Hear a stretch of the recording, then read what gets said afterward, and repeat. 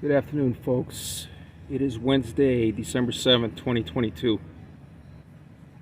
And we're looking at this house because it's going to be sold on Saturday in a foreclosure auction.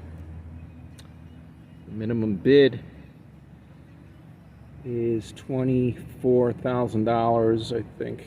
$24,600.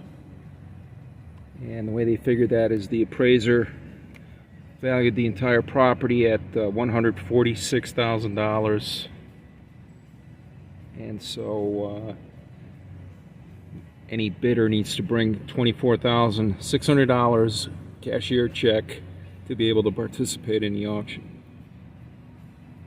This house was built in 1964. It's a split level, common here in Connecticut. And the story with this is that the owner passed away, I think, in May of 2019, and so this foreclosure process, I think the existing mortgage was paid up until maybe a month later or something, and then the note holder called in the note and foreclosed on the property. And so it's been through a long process over the last 3 years to get to this point where they are actually selling the property in a foreclosure auction. Now, this is probably the 7th or 8th property that I've looked at over the past year, and each and every time prior there was some kind of hang-up that canceled the auction. In most cases, a big outfit like BlackRock would come in and buy the property days or a week or so before the actual auction. I don't think that's going to be the case here. I've heard BlackRock is having some problems with some of their investment funds, the real estate portfolio. A couple of them, I think, were limiting with investor withdrawals, so they're backing off. And less than 72 hours before this auction, I don't see any activity here that would cause any sort of cancellation. The prior house I looked at, there were squatters apparently living on the property, and that auction was canceled when the occupants filed for bankruptcy days before the scheduled auction. So there's always some type of quirk or something that could prevent a sale.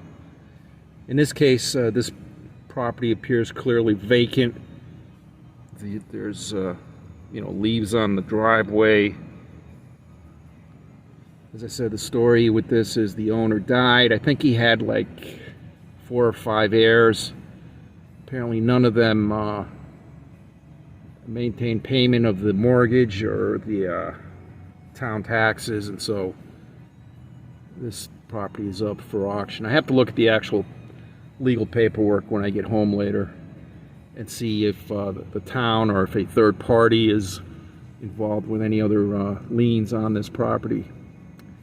I think the mortgage was somewhere in the area of $100,000, $130,000 maybe, or something like that. And so with the value of the property being set at $240,000, it's possible that there may be some money left over for any lien holders after the mortgage is paid. But we'll see. We'll come back here on Saturday at noon, and if I can, I'll try to do a live stream and see how this goes. But this property, it looks like it might have had some upgrades over the years since '64. The windows maybe have been replaced at some point, but it doesn't look like there have been any occupants here for the last few years, other than the lawn being mowed. It probably will need some maintenance. But what I'm doing is I'm looking at properties like this. I want to buy a house on the cheap, and I certainly am not paying full retail in Connecticut for any kind of property. But this is probably a 3-bedroom, 1-car garage deal. In the backyard there are woods, and eventually the woods go down into the Connecticut River, so there's a lot of open space there that could be you know, used for hiking and dog walking, that sort of thing. So it's kind of a nice property. The roof looks old, probably needs a new roof. I don't know what the interior looks like. I would say if I were to buy this property, I'd probably put a new roof on it first, and then upgrade the electrical, upgrade the furnace, do stuff like that, major work, get that shit out of the way, and then do some landscaping, maybe trim back some of this big tree in the front, those bushes on the side, and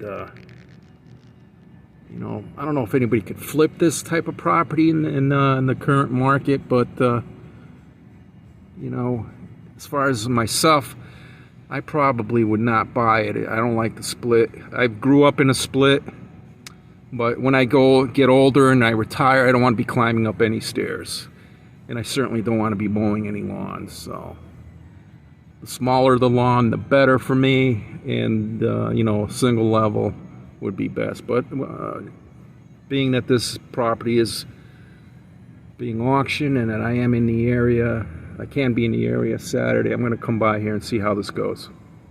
So anyway, that's the real estate auction preview, and you know, hopefully it'll go forward Saturday. If something happens, I will do an update video explaining what happened and why it didn't go forward. But we'll try to get a live stream going. Maybe we can actually see some bidding on this type of property. All right, everybody, thanks for watching, and everybody have a safe week and a weekend. Take care.